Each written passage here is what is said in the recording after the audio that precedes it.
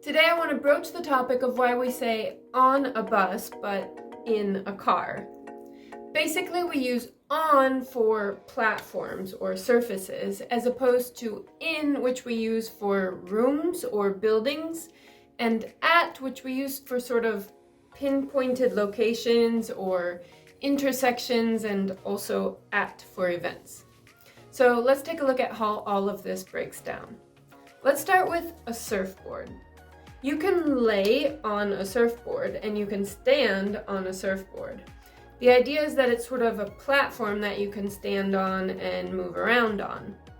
A bench is sort of like a platform in the same way. Basically, it's a plank and it has legs, so we can sit on a bench.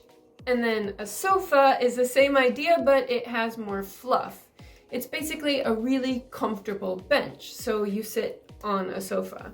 And then you have a bit of freedom to move around on that platform when you're sitting there.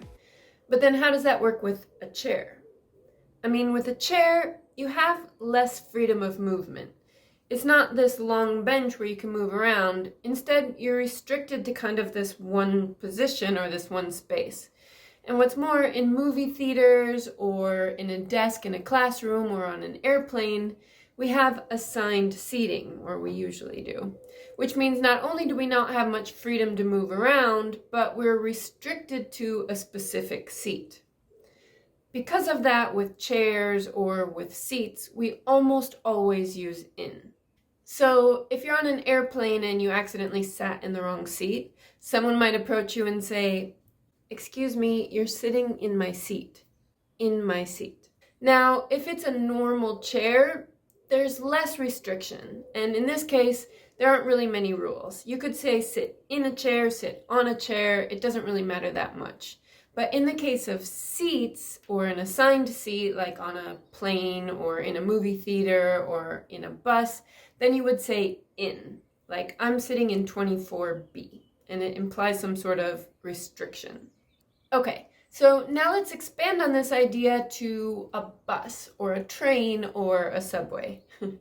Basically, these forms of transportation are just really long platforms with wheels under them, or whatever it is that trains have underneath them. I mean, they have these doors that open and close, they have a ceiling over them, but you can board onto them and then you can walk around, you can go to the bathroom, you can move between the different cars. You can get a cup of coffee in the cafe car, and an airplane or a large boat basically offers the same thing. When we think of these mass transportation vehicles, we think of them as platforms that offer a lot of freedom and space to move around. A car, however, is more like a restricted chair. When you get into a car, you bend down, you can't really walk around. Maybe you scooch over a little bit, or if you want to get into the back seat, then you have to get out of the car, open the door, go into the back seat, or maybe you crawl between the seats. Basically, you don't have that same sense of freedom that you would have on a train or a subway or a bus or a boat or an airplane. And taxis are just like cars. And if you think about it, small canoes or small boats, they tip if you get into them. So again, you don't have that freedom of moving around. You have to kind of carefully step into them and move very slowly. Whereas a large boat that's able to carry a lot of people, you board onto that. Anything essentially that you board with a ticket is probably going to be get on. And anything that you have to crouch down or crawl into is probably going to be get in. Okay, now let's talk about a motorhome or a limousine or a large truck. These ones are pretty tricky because you do have this feeling that they offer freedom, like a train would. You can go to the bathroom in a motorhome, and you can probably walk around the inside of the back of a truck. But in this case, it doesn't really work. These are still things that you get in. I wish I had a better explanation for you, but that's about how it is. You get in a motorhome, you get in an RV, you get in a limousine. Even if they're really big, you would still use in. Now, one common error that I see people make is that they learn to say get in the car, but then they say get down or get off. If you get in the car, then the opposite is get out of the car. So if you get in my car and I get really angry at you, I might say, get out of my car. And if a bus driver gets really pissed off at you, he would say, get off of my bus. So get in a car, get out of a car. Get on a bus, get off of a bus. Okay.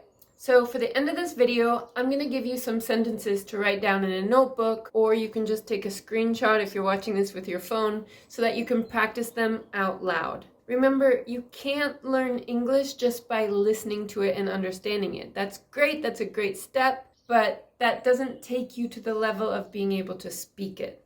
This happens to kids all the time who grow up in bilingual households. They might have a mother who speaks Mandarin Chinese or a father who speaks French or Russian that they are able to understand, but they grow up only responding in English. And what happens is they understand that second language, but they don't speak it. I've seen this a ton of times. And it's perfectly natural that you might know or basically understand a language, but not be able to speak it. So in order to go from understanding to speaking, what you have to do is say it out loud. So at the end of every one of my videos, I'm going to give you some sentences for you to start saying out loud. Here are the sentences for your notebook. It's time to go. Everybody get in the car. It's time to go. Everybody get in the car. Where's your brother? Oh, he's already in the car? Great. Where's your brother? Oh, he's already in the car? Great. Where are you? On the bus already? Oh, okay. I'm getting on now. Where are you? On the bus already? Oh, okay. I'm getting on now. Yeah, we landed at 5, but I didn't get off the plane until almost 6 o'clock. We landed at 5, but I didn't get off the plane until almost 6 o'clock. Let's get on the train. Which seat are you in? Yeah, I'm in seat 54B. Let's get on the train. Which seat are you in? I'm in seat 54B. Let's go sit on that park bench over there. Let's go sit on that park bench over there. Okay, guys, that's it for today. See you tomorrow for the next one. Bye.